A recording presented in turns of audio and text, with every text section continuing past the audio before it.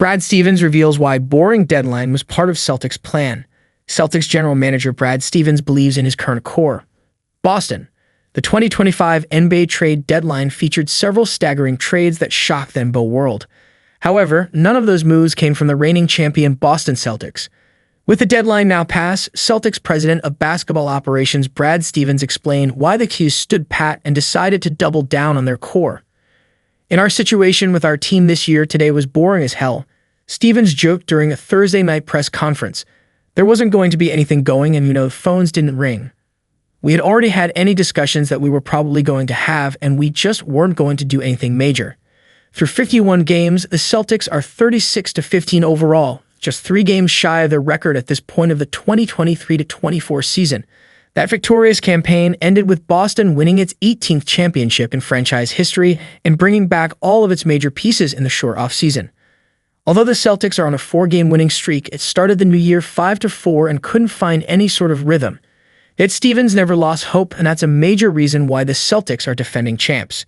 At the end of the day, even through our ups and downs over the last 6 weeks, what gives us our best chance of having a chance to win? And that is this group playing a little bit more like itself more of the time, he stated. And so I'm encouraged by kind of where we're headed with that. Never really wavered in our belief in that. Just how strong is Brad Stevens' faith in the Celtics? Before capturing banner No. 18, the Celtics fell short numerous times. Led by stars Jason Tatum and Jaylen Brown, the C's lost to the dynastic Golden State Warriors in the 2022 NBA Finals and disappointed in the 2023 Eastern Conference Finals versus the 8th-seeded Miami Heat. These setbacks would have made a less patient general manager panic, but Stevens said the course and continued to build around Tatum and Brown. We have to play better. And there are several reasons why we probably haven't, he admitted. But we believe in this group. Stevens' current plan is to trust what he's built and maximize the Green Team's championship window.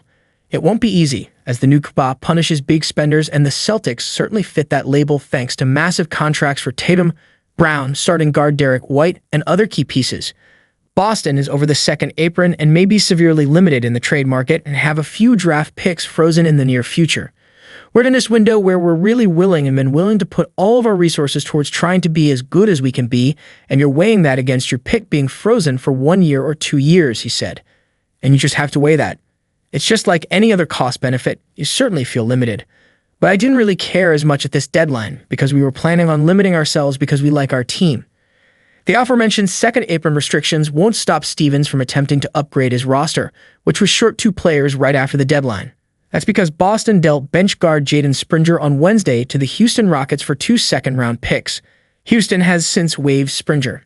We have 13 guys right now. We'll probably do something with the 14th relatively soon, Stevens revealed. And then we'll take our time at the 15th and really assess our health and needs and those type of things as we go on, and I won't get into any particular players. I think all of our guys have done a great job. It will be more based on the needs of the Celtics. The former Celtics head coach later divulged that one of those needs would be a wing, likely backing up Tatum and Brown. I think the first thing that we'll look to do is bring in a wing, he mentioned. Stevens immediately delivered on that promise, bringing in Bulls forward Torrey Craig, per Shams Charania of ESPN. No matter what the Celtics do with their final roster spot, they should be in good shape to contend for another title. The road to repeating is undoubtedly tougher, as teams like the Cleveland Cavaliers and the Oklahoma City Thunder boast better records than the Celtics, but it's not unmanageable.